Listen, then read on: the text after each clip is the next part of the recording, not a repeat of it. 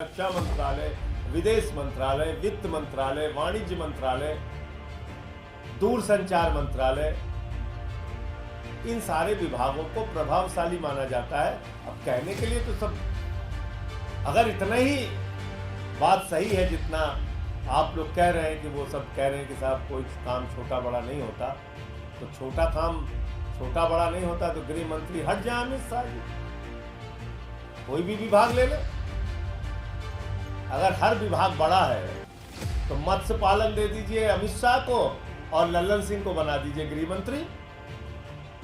तो पूरे देश में जोड़ तोड़ करके, विधायकों की खरीद फरोख्त करके, सांसदों की खरीद फरोख्त करके इन्होंने पार्टियों को तोड़ा है 10 साल में।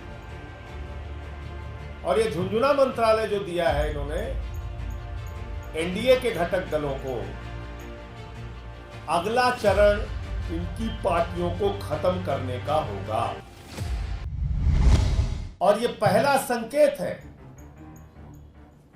भारतीय जनता पार्टी ने साफ तौर पे संकेत दिया है कि जो उनकी प्रवृत्ति है, कार्य करने की शैली है, अपने घटक दलों को धीरे धीरे करके समाप्त करना, खत्म करना, उनको अपमानित करना, उनकी ताकत को समाप्त करना, मंत्रालय के बंटवारे के बाद इसकी शुरुआत हो गई है।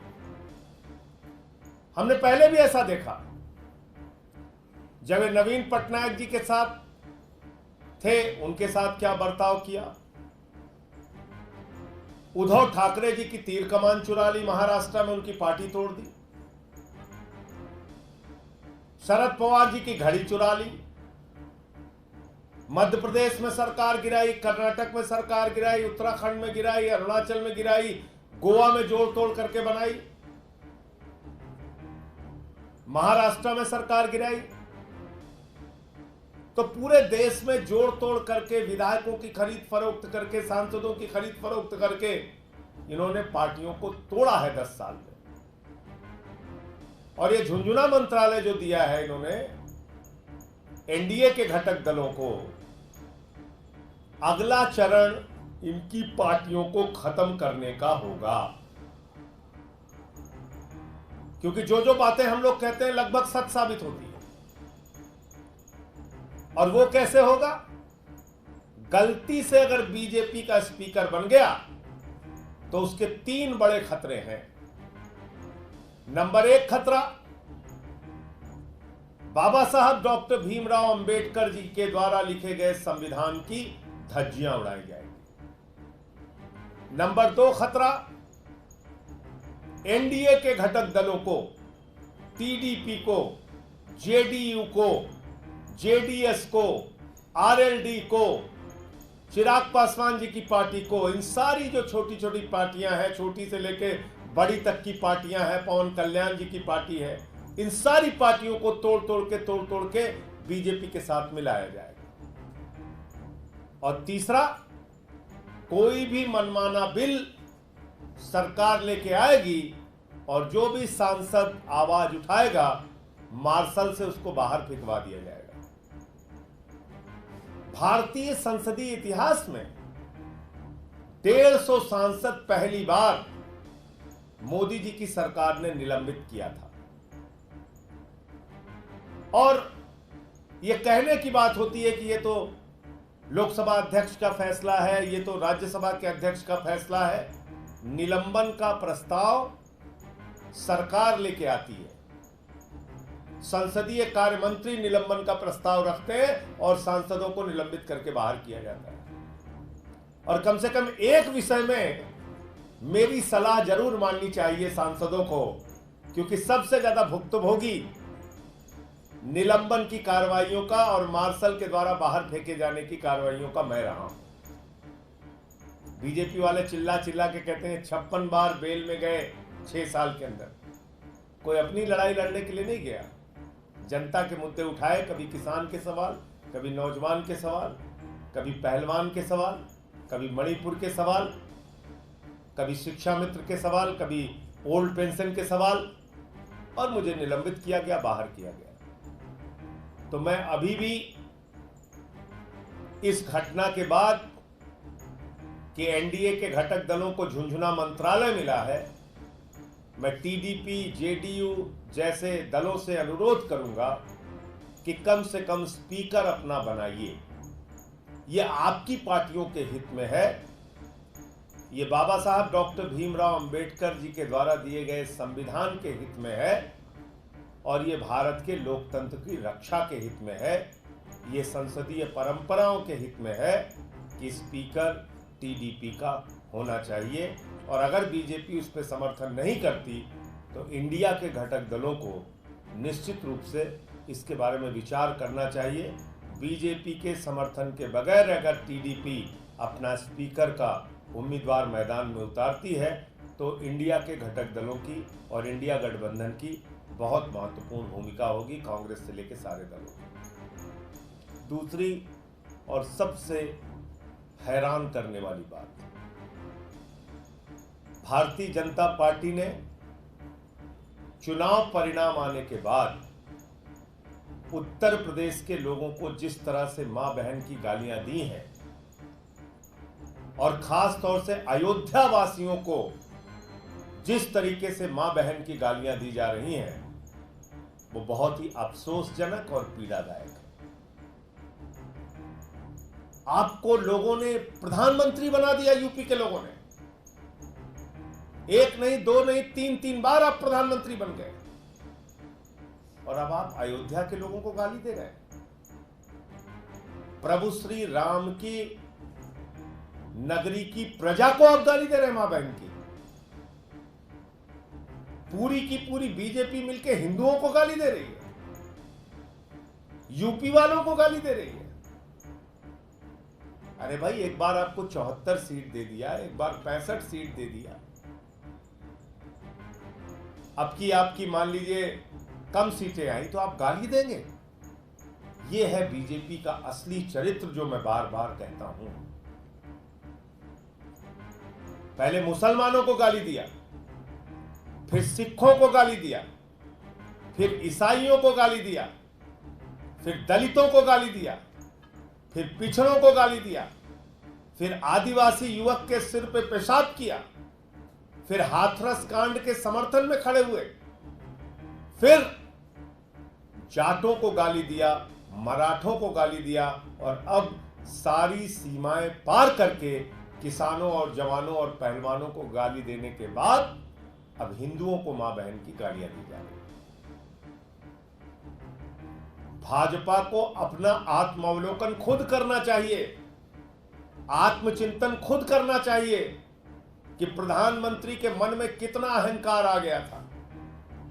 गाना गा रहे थे बीजेपी वाले, जो राम को लाए हैं हम उनको लाएंगे। हिंदू धर्म की मान्यता है कि प्रभु श्री राम सृष्टि के रचयिता हैं, वो इंसान को लेके आए हैं। हिंदू धर्म की मान्यता है मर्यादा पुरुषोत्तम भगवान श्री राम हमारे आराध्य देवता हैं और मोदी जी और बीजेपी की मान्यता है कि वो लोग राम को लेके आए हैं। कल को बेटा अपने बाप से कहने लगेगा, बापू बापू हम तुमको लेके आए, तुम हमको लेके नहीं आए। तो इस अहंकार को तोड़ा है प्रभु श्री राम ने। राम पथ गमन मार्ग है, उस राम पथ गमन मार्ग पे चले जाइए।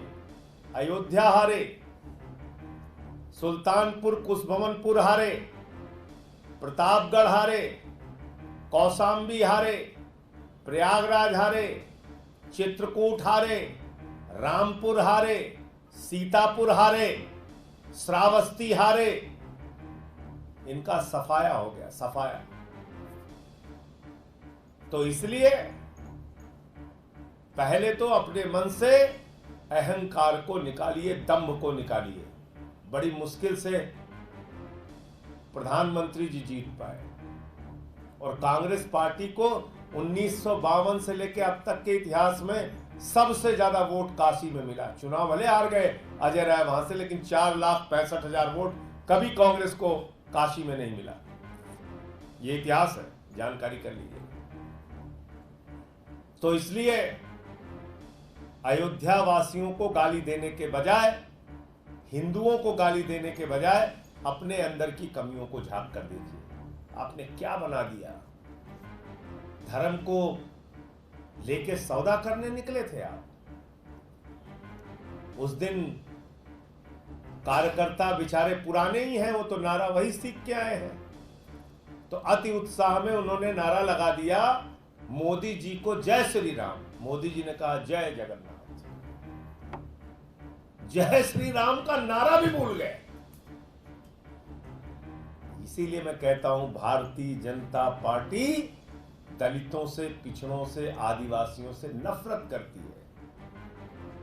दलित समाज का एक व्यक्ति अवधेश प्रसाद पासी कैसे अयोध्या से सांसद बन गया, इस बात को भारतीय जनता पार्टी पचा नहीं पा रही है और इसलिए मां बहन की गालियां दे रही है।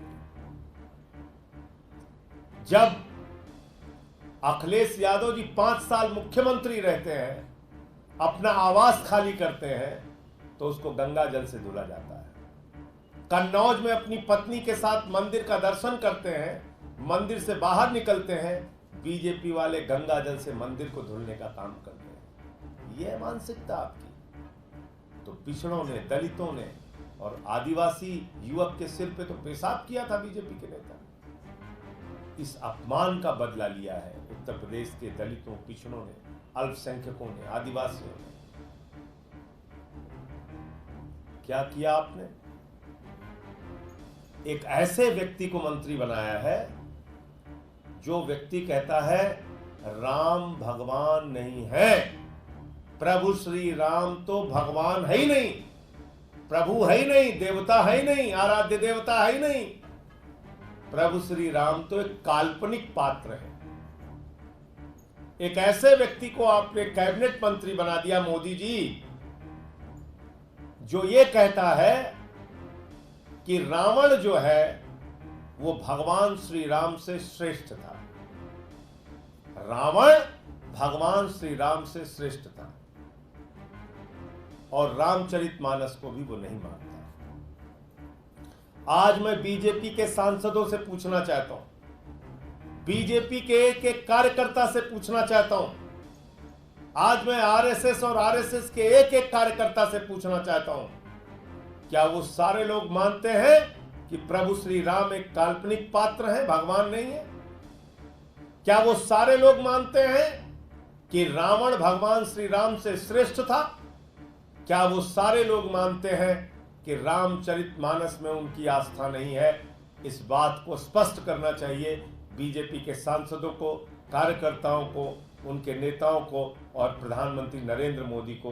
कैसे आपने भगवान श्री राम का अपमान करने वाले व्यक्ति को, जीतन राम मांझी जी को, कैसे आपने अपने कैबिनेट का मंत्री बना दिया? स्पष्ट कीजिए आप। तो मोटे मोटे तौर पे ये तमाम मुद्दे थे जिसको आपके सामने रखना था। एक तो झुंझुनू मंत्रालय वाला विषय है और दूसरा प्रभु श्री राम के अपमान का विषय है। आपके कोई प्रश्न हो तो आप पूछ सकते हैं।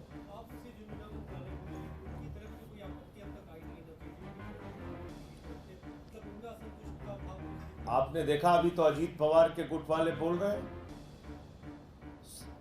एकनाथ शिंदे के गुट वाले बोल रहे हैं कि भाई हमारे 7 सांसद हैं, आपने एक राज्य मंत्री बनाया। अजीत पवार के गुट वाले कह रहे हैं हमें कुछ मिला ही नहीं। तभी तो झगड़े धीरे धीरे शुरू होंगे। आपने मोहन भागवत जी का भी बयान सुन लिया चुनाव के परिणाम आने के बाद। क्या बोल रहे हैं मोहन भागवत जी? कह रहे हैं 1 साल से शांति की राह देख रहा है मणिपुर। यह बात मैंने पार्लियामेंट में बोल दी तो मुझे सस्पेंड करके बाहर कर दिया। मणिपुर हिंसा का ही सवाल मैंने उठाया था जब मुझे सस्पेंड करके बाहर किया इस सरकार ने। प्रस्ताव लेके आए मेरे खिलाफ निलंबन का, और अब वही बात खुद मोहन भागवत जी बोल रहे हैं। ये एक साफ संकेत है कि आरएसएस और बीजेपी में लड़ाई और टकराहट चल रही है। आपने सुना होगा चुनाव के दौरान नड्डा जी ने कहा था अब हमको आरएसएस की जरूरत नहीं है। साफ तौर पे बीजेपी के राष्ट्रीय अध्यक्ष ने कहा था अटल बिहारी वाजपेयी की बीजेपी अलग थी, उसको आरएसएस की जरूरत थी। मोदी की बीजेपी अलग है, इसको आरएसएस की जरूरत नहीं है। तो पहले तो बीजेपी वाले कहते थे आरएसएस हमारी मातृ संस्था है, आज मां बेटे का भी झगड़ा हो गया। ये मां बेटे का झगड़ा है। मोहन भागवत जी कह रहे हैं प्रतिपक्ष के साथ सही बर्ताव कीजिए। वो आपके विरोधी नहीं है, वो प्रतिपक्ष है। कभी इस मान्यता में विश्वास रखा? प्रधानमंत्री मोदी जी की सरकार ने एक एक करके आदमियों को तो आप जेल में डाल रहे हैं। तो मुझे लगता है कि ये जो आरएसएस के प्रमुख का बयान आया है, ये भी आपस में एक इनके बीच के झगड़े को प्रदर्शित करता है। एक साल से कितने उहापोह और परेशानी में रही होगी आरएसएस मणिपुर की घटनाओं को देखकर। भले ही चुनाव के कारण वो लोग चुप रहे, लेकिन अब बातें निकल के सामने आ रही हैं, बहुत सारी बातें आएंगी सामने।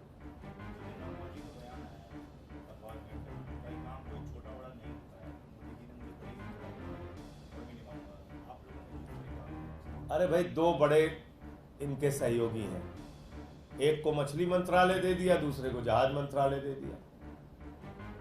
भाई जेडीयू के लल्लन सिंह जी को और पूरे बिहार को ये उम्मीद थी कि रेल मंत्रालय कम से कम बिहार के खाते में जाएगा, तो उनको आपने मछली मंत्रालय दे दिया, पशुपालन मंत्रालय दे दिया,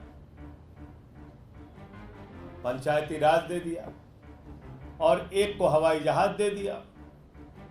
अब हवाई जहाज में पूरा देश जानता है कुछ बचे ही नहीं है।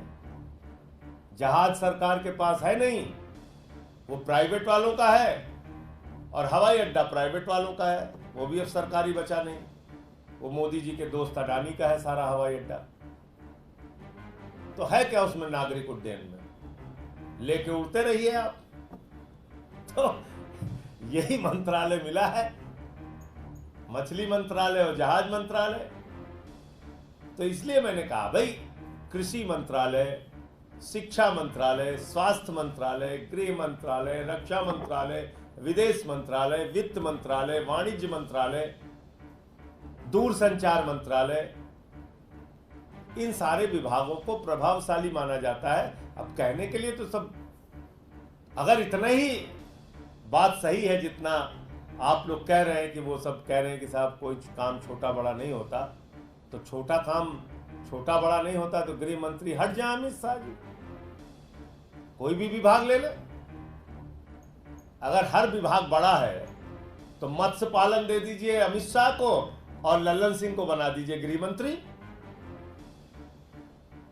अगर सब कोई छोटा बड़ा नहीं है तो मत्स्य पालन वाला अमित शाह ले लें और गृह मंत्री बन जाए लल्लन सिंह जी, क्या समस्या है?